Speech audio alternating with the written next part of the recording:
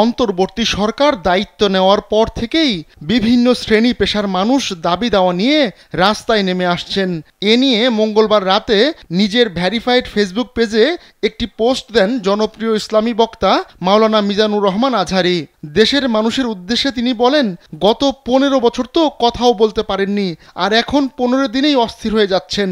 পোস্টে আজহারী লেখেন, উপদেষ্টাগণ দিন রাত এক করে কাজ করে যাচ্ছেন, সমন্বয়করা আহতদের খোঁজ রাখতে হাসপাতালে দৌড়াচ্ছেন, আর একদল আছে তাদের দাবি দেওয়া নিয়ে। তিনি আরও লিখেছেন, গত 15 বছর তো কথাও বলতে পারেননি, আর এখন 15 দিনেই অস্থির হয়ে যাচ্ছেন। ওনারা রোবট নন, ওনাদের সময় দিন, অধৈর্য হবেন না, আস্থা রাখুন। এর আগে গত সোমবার আরেকটি পোস্টে আজহারী লিখেছিলেন, বিপ্লবোত্তর সামনের দিনগুলো বেশ ক্রিটিক্যাল, প্রতি বিপ্লব ঠেকাতে সদা জাগ্রত, সদা সজাগ থাকা চাই। বিপ্লবী ছাত্র জনতাকে রাজপথ দখলে রাখতে হবে আরও কিছুদিন।